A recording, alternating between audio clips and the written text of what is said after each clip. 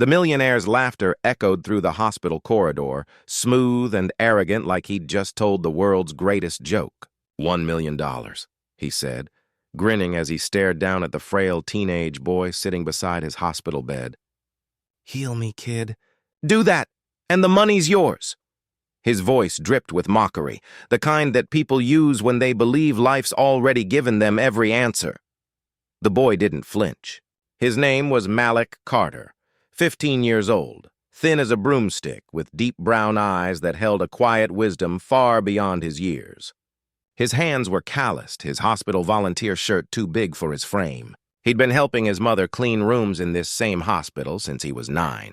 She was a janitor here, a woman who scrubbed the same floors that carried the footsteps of the rich and powerful. The man in the bed was Edward Langston, a self-made millionaire in his late 50s, famous for his ruthless business empire. But now his empire didn't matter. His liver was failing, and the doctors had run out of options. He wasn't dying from lack of money. He was dying from lack of meaning. Malik simply nodded, his calm tone startling the man who expected mockery in return. "I can't heal you," he said softly, "but maybe I can help you live again." Edward scoffed. "You? Help me live? Boy, you can't even afford a sandwich. What could you possibly teach me?" Malik didn't respond. Instead, he reached into his worn backpack and pulled out a small notebook. Inside were the names of patients, people who had recovered, people who hadn't, and people he prayed for every night. He turned the pages slowly, stopping on one. "Mrs. Thompson," he said. "She was here 2 months ago. She didn't have family either. She said you used to own the factory where her husband worked, the one that closed after you moved your business overseas." Edward's smirk faded. "What's your point?" "She died still believing you didn't care," Malik said, his eyes unwavering. "You have more money than anyone in this city, but you don't visit anyone here. You don't talk to anyone. Maybe that's why you're sick, sir. Maybe your heart forgot how to live." The silence that followed was heavier than the sound of any monitor beeping. Over the next few days, Malik returned to Edward's room, not because he had to, but because he wanted to. He talked to him like no one else ever had. He didn't treat him like a millionaire, but like a man. He told him stories of his mother, Angela Carter, who worked double shifts to afford Malik's asthma medication.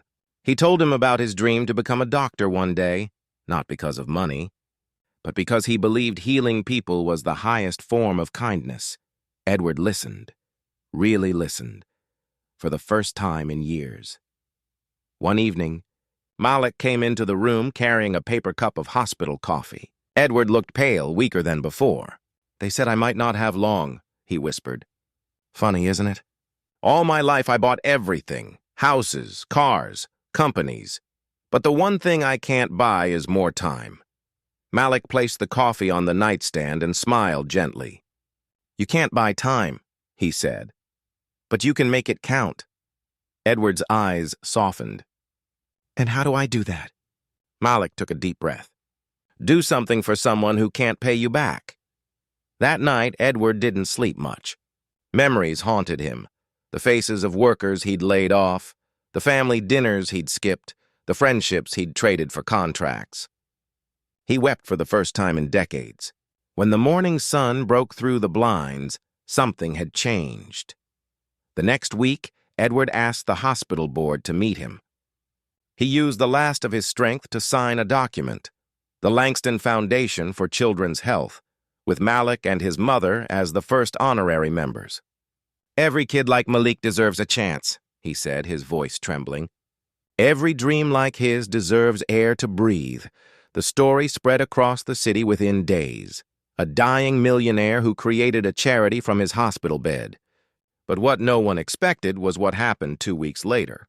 Edward's condition suddenly began to stabilize. The doctors couldn't explain it. His body was still fragile, but his spirit, that was alive again. Every day Malik would visit, bringing laughter, stories, and warmth. And one afternoon, when Edward smiled for the first time in years, Malik grinned and whispered, "See? You're healing." Edward chuckled weakly. "Guess you earned that $1 million, kid." But Malik shook his head. "No, sir. You already paid me. You taught me that sometimes healing starts when someone finally listens. Months later, when Edward passed peacefully in his sleep, the entire hospital mourned. He left his fortune to the Langston Foundation, ensuring free medical care for hundreds of kids who could never afford it, including Malik, who would go on to study medicine under a full scholarship. Years later, Malik stood at a ribbon-cutting ceremony outside a new pediatric wing named the Edward Langston Children's Center. His voice cracked as he said, "He thought he was dying, but in the end, he taught us all how to live." The crowd applauded, tears shining in the sunlight. Somewhere, Malik swore he could almost hear Edward laughing again, not with arrogance this time, but with peace.